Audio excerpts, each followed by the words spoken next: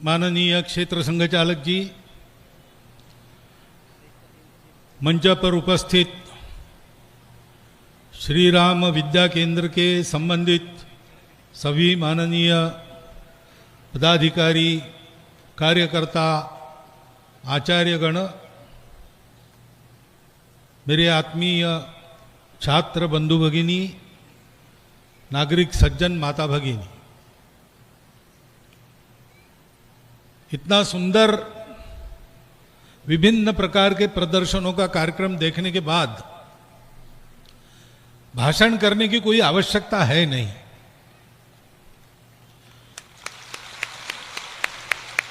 परंतु आप सब लोगों ने बहुत मेहनत करके इस कार्यक्रम को संपन्न किया है और मुझे यहां मंच पर बिठाया है, तो कुछ काम मुझे भी करना चाहिए।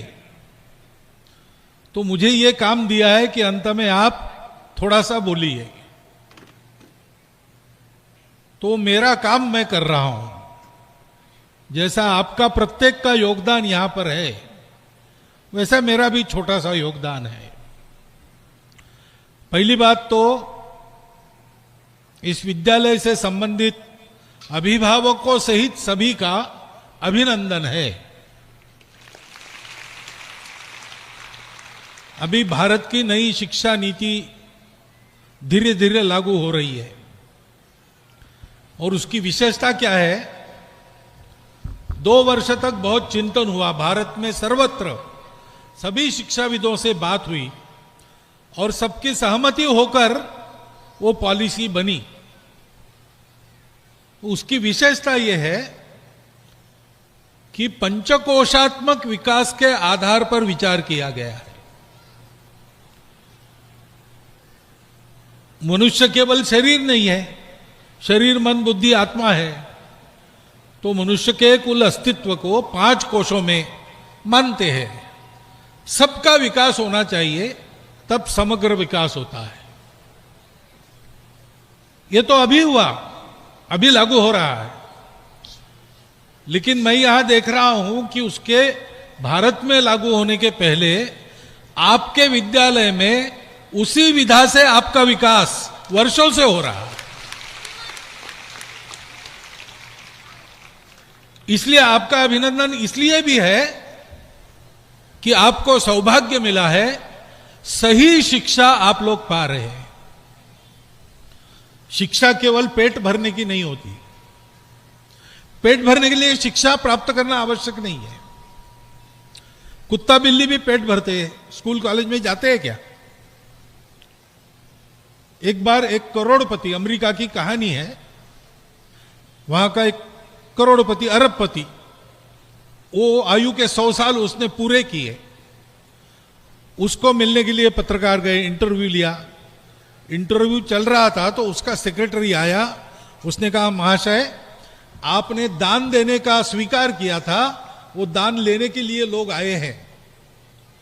तो अरबपति ने कहा, ठीक है, मेरा चेकबुक लाओ। तो चेकबुक लेके आए।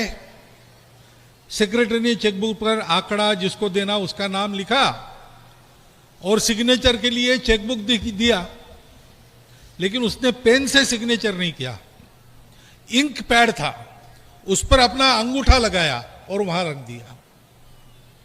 तो पत्रकारों को आश्चर्य हुआ, आप अरबपति है, 100 साल पूरे की आयु के, आप हस्ताक्षर करना नहीं जानते? तो अरबपति ने कहा, नहीं, मैं लिखना पढ़ना बिल्कुल नहीं जानता। तो आप नहीं जानते और आप अरबपति हो गए, लिखना पढ़ना आता आपको तो क्या होते? तो उसने कहा, मैं बताता हूं आपको मैं क्या होता।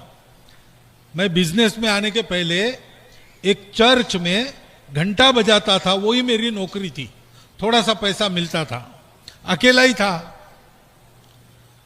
हमारे बिशप ने नोटिस निकाला कि जिसको चर्च में नौकरी करनी है उसको पढ़ना लिखना आना चाहिए। मैं 40 साल का हो चुका था। मैंने बिशप को कहा कि अब मैं सीख नहीं सकता। तो बिशप ने कहा, फिर तुम्हारी छुट्टी नौकरी से। नौकरी चली गई।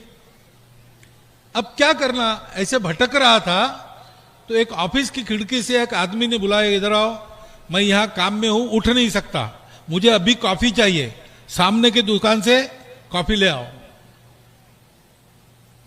रिमझिम कॉफी मिलती है ना यहां, रिमझिम कॉफी ले आओ। तो वो रिमझिम कॉफी लेके उसने ला दी उसको वहां की भाषा में 1 पेंस मिला, अपने भाषा में 10 पैसा कहिए। तो उसके दिमाग में कल्पना आई कि ऐसे बहुत से लोग होंगे जो काम में से बाहर नहीं आ सकते, सिगरेट चाहिए, कॉफी चाहिए, ऐसा सब उधर होता है। तो उसने यही काम शुरू किया, जिसको जो चाहिए उसके जगह पर पहुंचाना। और करते करते वो करोड़पति अरबपति हो गया। तो उसने पत्रकारों को कहा कि मैं पढ़ता लिखता तो चर्च में घंटी बजाते रहता। शिक्षा नहीं चाहिए, नहीं शिक्षा चाहिए, लेकिन केवल पेट भरने के लिए नहीं, पेट भरना आना चाहिए। कोई भी शिक्षा इतनी समर्थ चाहिए कि शिक्षित मनुष्य अपने पैर पर खड़ा रह सके, अपने परिवार का पालन पोषण कर सके। वो तो सब आपको यहां मिल ही रहा है। केवल पुस्तक का ज्ञान नहीं, व्यवहार ज्ञान भी मिल रहा है। खाना कैसे बनाना से लेकर सारी बातें। किसी भी विद्यालय में यह सब नहीं सीखने को मिलता। केवल जहां पंचकोशात्मक विचार है ऐसे विद्यालयों में मिलता है। आपका विद्यालय उसमें से एक है। और शिक्षा के साथ विवेक चाहिए, तब उसका उपयोग होता है। गुरुगृह में 12 साल विद्याध्ययन करके 4 छात्र घर वापस निकले गुरु का आशीर्वाद लेकर। जंगल के रास्ते जा रहे थे तो पेड़ के नीचे उनको एक कंकाल मिला, स्केलेटन। तो सबसे बड़ा था उसमें, उसने कहा मैं स्केलेटन देख के वो जानवर पहचान सकता हूं, ये विद्या मैं सीखा हूं, ये शेर का स्केलेटन है। दूसरे ने कहा ये तो कोई भी बोल सकता है, मैंने म्यूजियम में जैसा जानवर तैयार करते वैसा स्टफिंग करने की कला सीखी है। मेरे विद्या का प्रयोग करके मैं इसको बिल्कुल शेर जैसा बना देता हूं। उसने अपना साहित्य लाया, उस पर चमड़ा वगैरह अंदर मसाला भर के शेर जैसा उसको खड़ा किया। तीसरे ने कहा इसमें क्या बड़ी बात है, पेंडा भरे हुए कोई भी शेर खड़ा कर सकता है, मैं इसको असली शेर बना सकता हूं, मैं इसमें प्राण प्रतिष्ठा कर सकता हूं। तो चौथा जो था सबसे छोटा, उसने कहा नहीं नहीं ऐसा मत करो,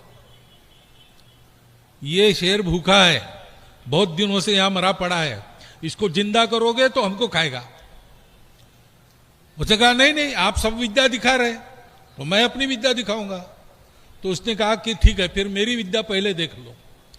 मैंने ज्यादा कुछ नहीं सीखा, पेड़ पर चढ़ना सीखा है, तो मैं पेड़ पर चढ़ जाता हूं, बाद में तुम करो जो करना है। वो पेड़ पर चढ़ गया, इसने मंत्र जब के उस शेर को जिंदा किया, भूखा था, तीनों को खा गया। वो विद्या का उपयोग क्या है? विद्या का ठीक से उपयोग करने की बुद्धि चाहिए, उसके लिए संस्कार चाहिए। विद्यावान मनुष्य गुणी होता है, अति चातुर होता है, लेकिन राम काज करीबे को आतुर उसको होना चाहिए। संत कबीरदास जी महाराज ने कहा ऊंचा भया तो क्या भया, जैसे ताल खजूर, पथिकन को छाया नहीं फल लागे अति दूर। खजूर का पेड़ ऊंचा होता है, छाया किसी को मिलती नहीं, और फल दूर लगते हैं, नारियल जैसे नीचे गिरते भी नहीं, तो उसका कोई उपयोग नहीं। उन्होंने कहा है पोथी पढ़ी पढ़ी जगम हुआ, पंडित भया न खोए, 2.5 आखर प्रेम का पढ़े सो पंडित हुए।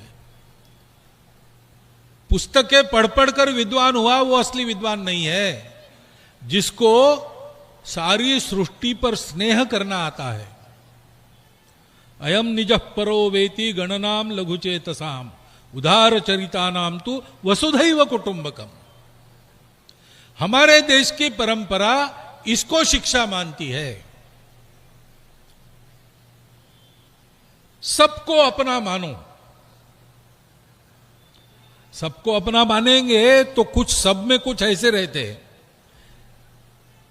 कि जो उपद्रव करते हैं, उनसे बचना भी सीखना चाहिए।